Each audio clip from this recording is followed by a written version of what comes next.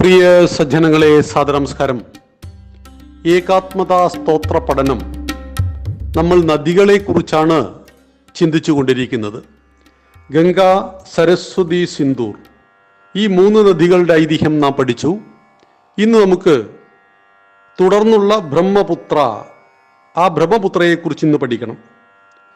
മാനസ സരോവറിന് സമീപത്തു നിന്നും കിഴക്കോട്ടൊഴുകുന്ന സാംബോ എന്ന തിബറ്റൻ നദി ഭാരതത്തിൽ അരുണാചൽ പ്രദേശിലേക്ക് പ്രവേശിക്കുമ്പോൾ അതിനെ നമ്മൾ വിളിക്കുന്ന പേരാണ് ബ്രഹ്മപുത്ര.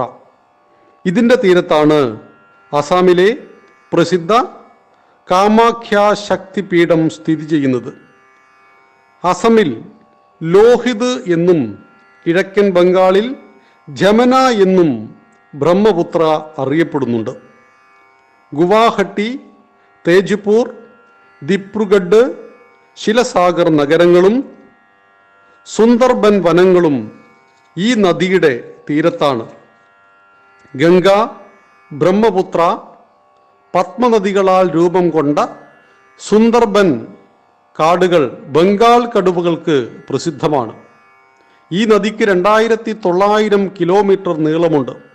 ഇതിൻ്റെ ഒരു പ്രത്യേകത, കടലിൽ സംഭവിക്കുന്നത് പോലെ വേലിയേറ്റവും വേലിയിറക്കവും ഉണ്ടാകുന്ന അപൂർവമായ ലോക നദികളിൽ ഒന്നാണ് ബ്രഹ്മപുത്ര. കാഞ്ചൻഗംഗ ഇതിൻ്റെ സമീപത്താണ്. ഭാരതത്തിലെ ഏറ്റവും ഉയരം കൂടിയ കൊടുമുടികളിൽ ഒന്നാണ് കാഞ്ചൻഗംഗ എന്ന് മനസ്സിലാക്കുക. അടുത്ത നദിയാണ് ഗണ്ഡകി. ഗംഗ, സരസ്വതി, സിന്ധൂർ, ബ്രഹ്മപുത്രാശ്ച ഗണ്ഡകി. 51 ശക്തിപീഠങ്ങളിൽ ഒന്നായ മുക്തിനാഥിൽ ദേവിയുടെ കവിളാണ് പിണ്ഡമെന്ന് കരുതപ്പെടുന്നത്.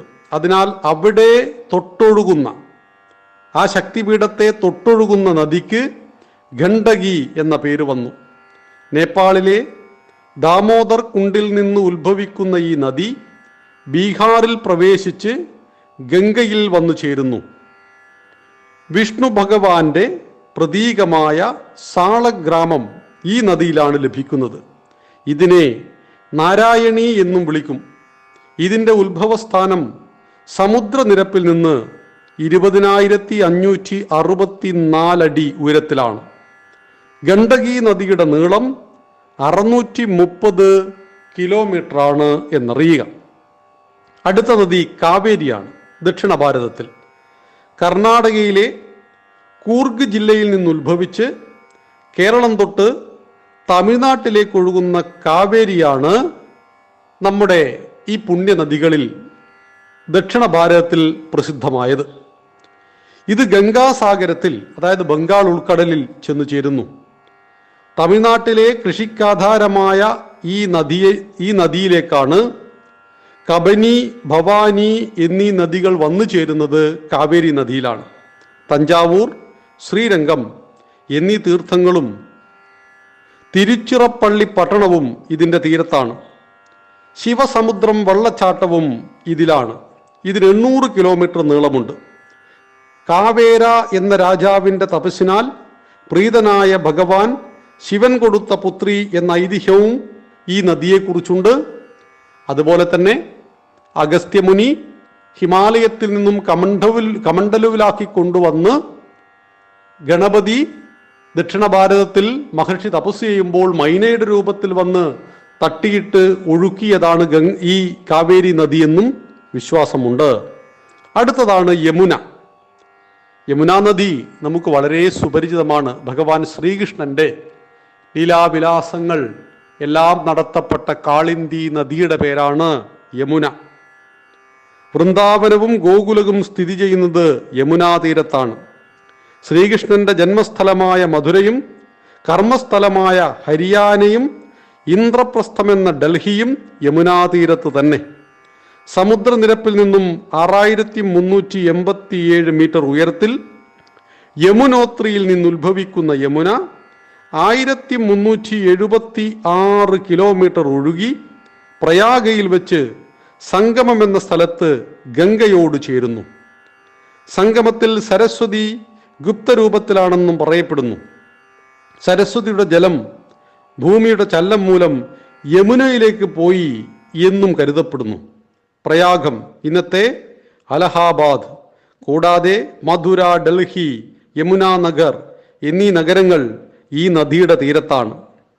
ഹാഥനികുണ്ട് ബാരേജിൽ നിന്നും തുടങ്ങിയ യമുനയുടെ കനാൽ മുഴുവൻ ഹരിയാനയ്ക്കും ജലം നൽകുന്നുണ്ട്. അതായത് ഈ നദിയുടെ ജലത്തെ കനാലുകളിലൂടെ തിരിച്ചുവിട്ട് ഹരിയാന പോലുള്ള സംസ്ഥാനങ്ങളിലെ കാർഷിക വൃത്തിക്ക് ഉപയോഗിക്കുന്നു. കശ്യപ് അതിഥി ദമ്പതികളുടെ മക്കളായിരുന്നു യമനും യമുനയും. യമുനയ്ക്ക് കാളിന്തി എന്ന പേരുണ്ട്. ഹിമാചലിനെയും ഉത്തരാഖണ്ഡിനെയും സ്പർശിച്ച് ഹരിയാനയിലേക്ക് ഒഴുകി ദില്ലി, ഉത്തർപ്രദേശ് എന്നീ സംസ്ഥാനങ്ങളിലൂടെ യമുന കടന്നു പോകുന്നു. യമുന ദില്ലിയിലൂടെ കടന്നു പോകുമ്പോൾ അവിടെ വെച്ച് ഏറെ മലിനമാക്കപ്പെടുന്നു എന്ന ആരോപണമുണ്ട്. ഭഗവാൻ ശ്രീകൃഷ്ണന്റെ ജീവിതവും സന്ദേശവും തന്നെയാണ് യമുന നദിയെക്കുറിച്ച് പറയുമ്പോൾ നമുക്ക് പറയുവാനുള്ളത്. കാളിയൻ വിഷം കലക്കിയതും കാളിയന്റെ പത്തിയിൽ നൃത്തമാടിയതും കാളിന്തി നദി എന്നറിയപ്പെട്ടതും, അതുപോലെ മധുര ഭഗവാൻ ശ്രീകൃഷ്ണന്റെ ജന്മസ്ഥലം, അവിടെ നമുക്കിന്ന് ഭഗവാന്റെ പേരിൽ ക്ഷേത്രമില്ല എന്ന ഒരു ദുഃഖ യാഥാർത്ഥ്യം കൂടിയുണ്ട്.